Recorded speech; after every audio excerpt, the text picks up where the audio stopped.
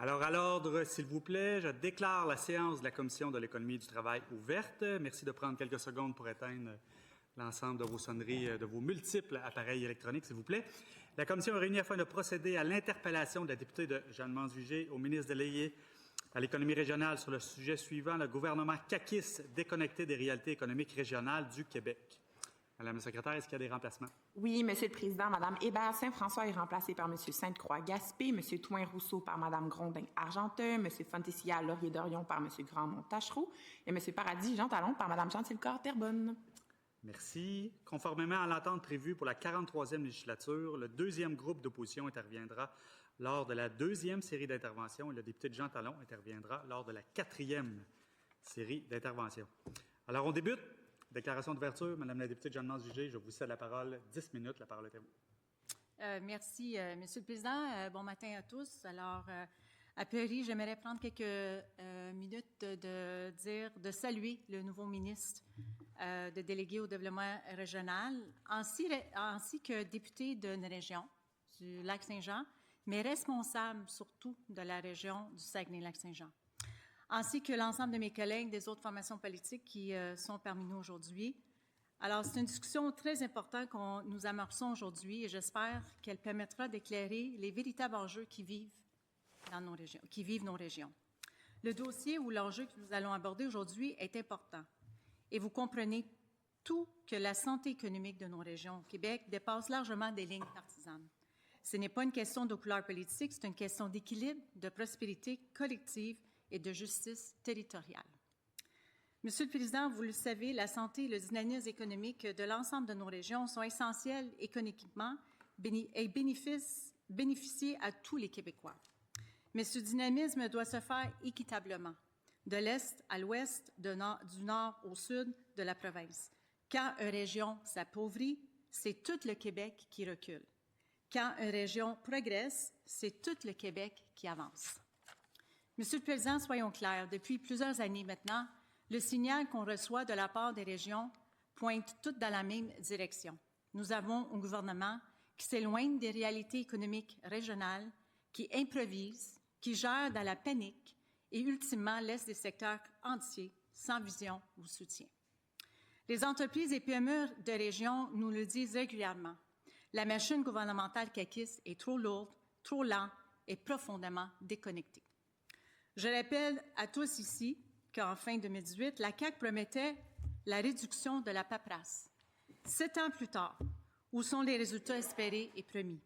On attend toujours. Les entrepreneurs, eux, n'entendent plus. Ils abandonnent ou ils retardent des projets. Depuis plusieurs mois maintenant, nous multiplions des tournées régionales au Québec. Et je dois vous dire, Monsieur le Président, que l'ensemble des groupes, entreprises, agriculteurs, travailleurs, et même dans l'industrie forestière, les villes et MRC qu'on rencontre nous disent toutes la même chose. Ce gouvernement n'écoute pas ses partenaires, n'écoute pas les entreprises, les PME et les acteurs municipaux. C'est problématique. C'est un gouvernement qui a tout centralisé et de plus en plus interventionniste. Ce gouvernement n'a aucune vision économique d'ensemble. La vision économique présentée par le gouvernement manque de précision, de concret. On a dressé un catalogue de bonnes intentions, sans priorité, sans calendrier, sans moyens clairs. Puis, que dire de l'environnement d'affaires?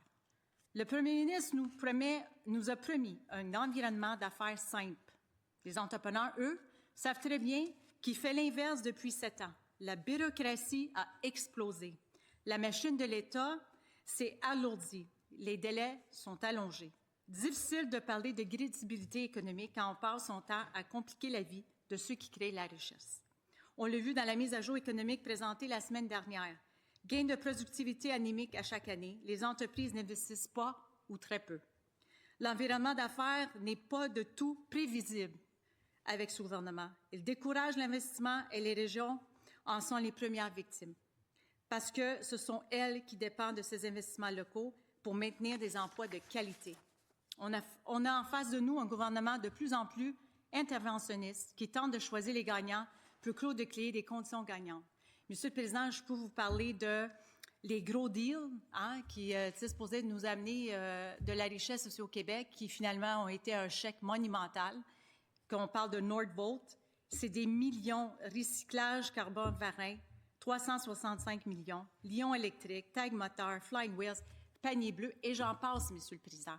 Imaginez qu'est-ce qu'on aurait pu faire avec ces millions de dollars-là s'il a été investi dans nos régions et dans nos PME à travers le Québec.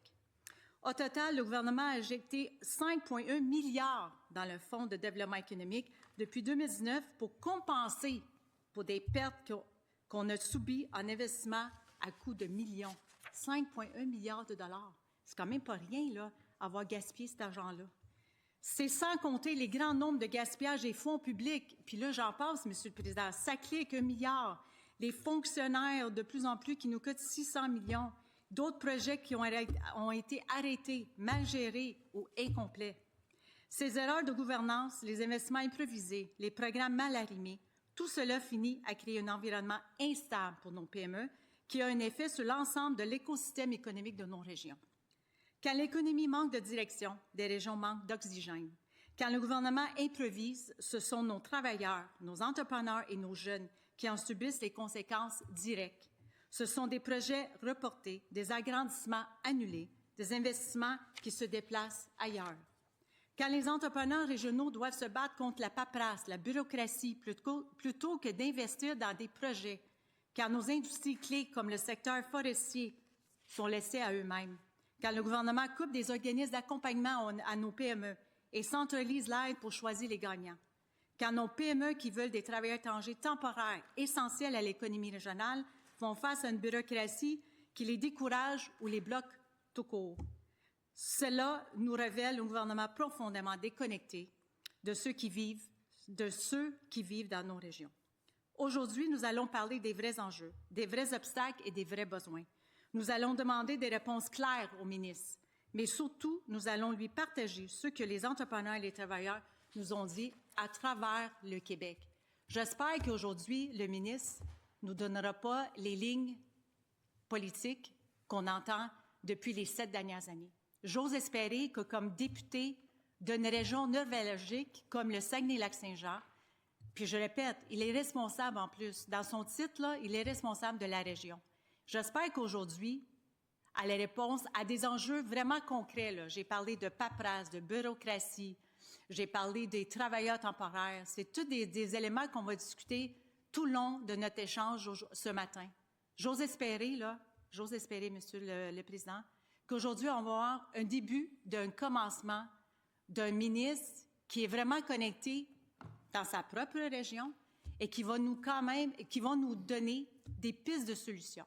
Moi, je veux savoir, depuis qu'il est arrivé comme ministre, puis il est assis autour de la table du Conseil des ministres, s'il est d'accord avec certaines politiques mises de l'avant de son gouvernement. J'aimerais ça l'entendre là-dessus. J'espère, l'objectif de cette interpellation ce matin, c'est vraiment un cri de cœur, Monsieur le Président. J'ai été nommée dans l'escouade PME avec mon collègue de Marguerite Bourgeois et on a fait la tournée du Québec. On visite plusieurs régions. Je vais vous dire, les enjeux partout au Québec sont les mêmes. Il n'y a pas un entrepreneur, un PME qui ne nous parle pas de ces enjeux-là. Alors, quand le facteur dénominateur commun, les enjeux à travers le Québec sont les mêmes, il me semble qu'un gouvernement qui est à l'écoute doit s'attaquer à ces enjeux-là. Au lieu de faire des annonces, ils font des belles annonces, mais qu'est-ce qu'on entend, c'est que l'argent n'arrive jamais. L'argent n'est pas là. Les outils, un gouvernement qui veut s'assurer que le Québec peut prospérer dans un environnement prospère, il est là pour donner les outils nécessaires à ces entrepreneurs. Pas pour leur dire quoi faire et comment gérer leurs entreprises. Ils n'ont pas besoin de ça. D'ailleurs, la plupart nous disent que le gouvernement sort de là. On n'a pas besoin d'eux de nous dire quoi faire dans notre propre entreprise pour être plus productif puis aller chercher des contrats. On sait comment faire. Laissez-nous gérer nos affaires. Gérez-vous les vôtres. Alors, donnez-leur les outils. C'est juste ça qu'ils en demandent. Le reste, ils vont s'en occuper, Monsieur le ministre. Merci, Monsieur le Président. Merci à vous. Alors, on